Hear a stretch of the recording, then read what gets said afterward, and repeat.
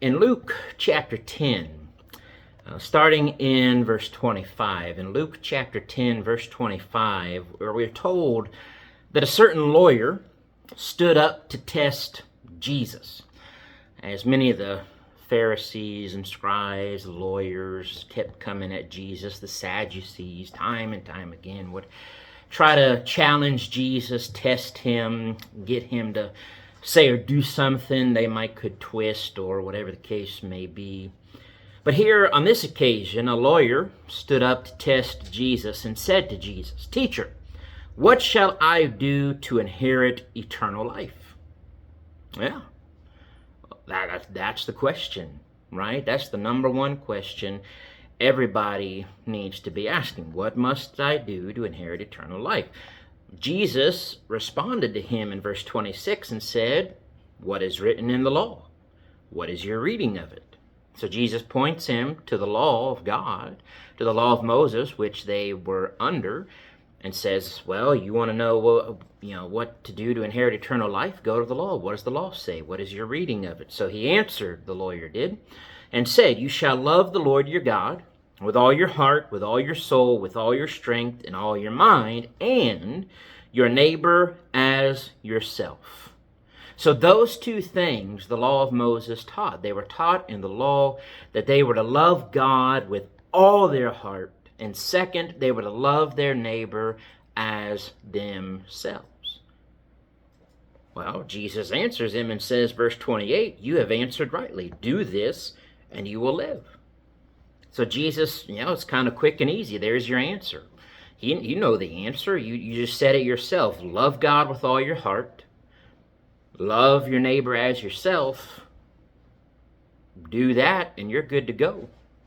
Because as Jesus, as Paul would say in other places, really loving God and loving others, that sums up everything that the law is all about. Well then, notice though, that wasn't good enough for this lawyer, because he's really wanting to test Jesus, challenge Jesus. And here, verse 29, this man wanting to justify himself.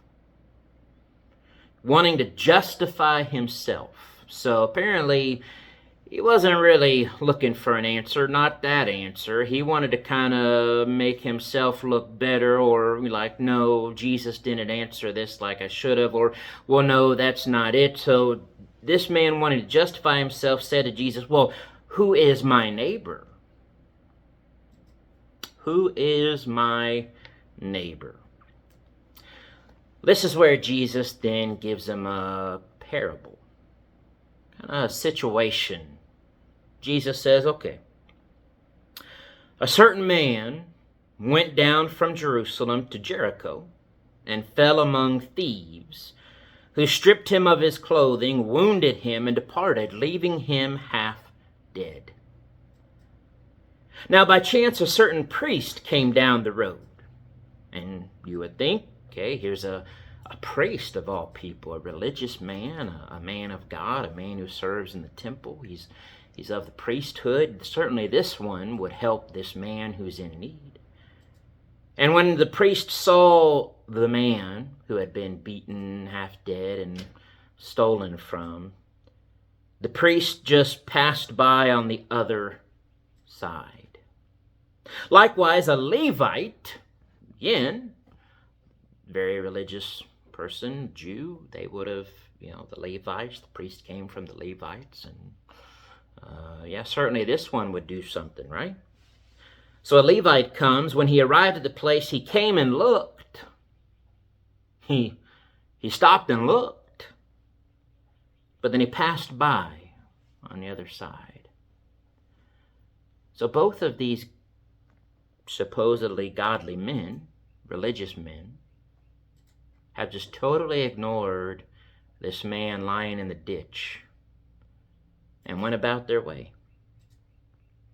But then, verse 33, a certain Samaritan. Now, you can imagine, the lawyer hearing this, hearing about this Samaritan. Well, the Jews and the Samaritans didn't like each other. But Jesus says, a certain Samaritan, as he journeyed, came where this half-dead man was. And when he saw him, he had compassion.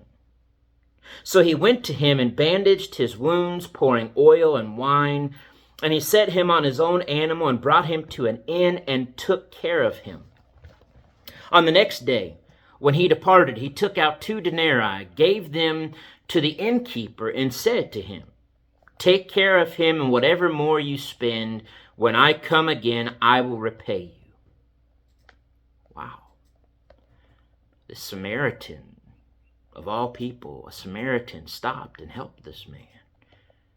Bandaged him up, took him to an inn, got him comfortable and dry and warm or cool, whatever the case was, and took care of him, paid for whatever he needed to be taken care of.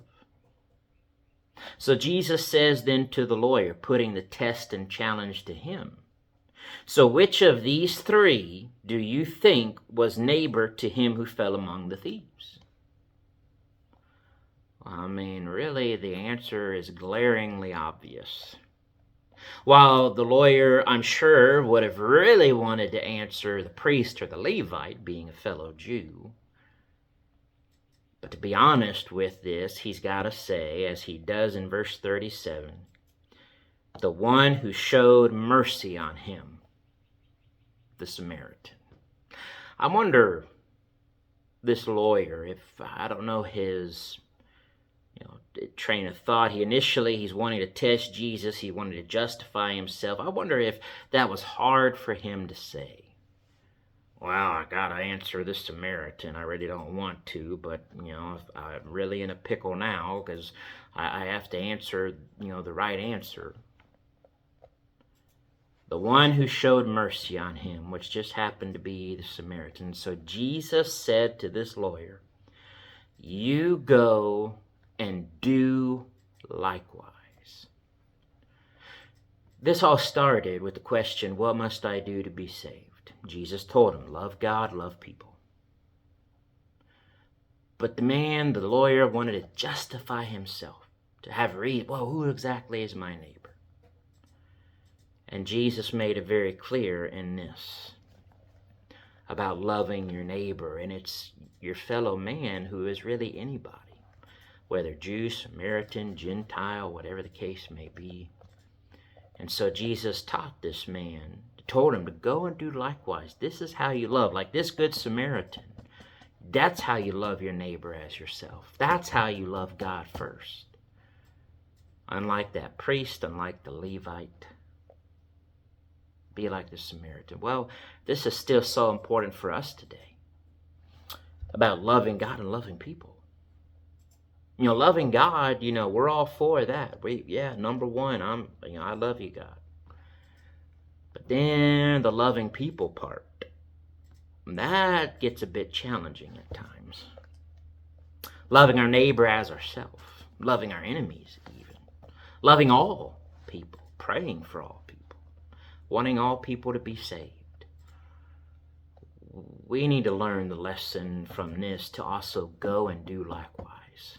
Sometimes we may be like this lawyer, honestly, wanting to justify ourselves, make excuses, rationalize why we shouldn't, think or help or whatever, so-and-so because of this or that.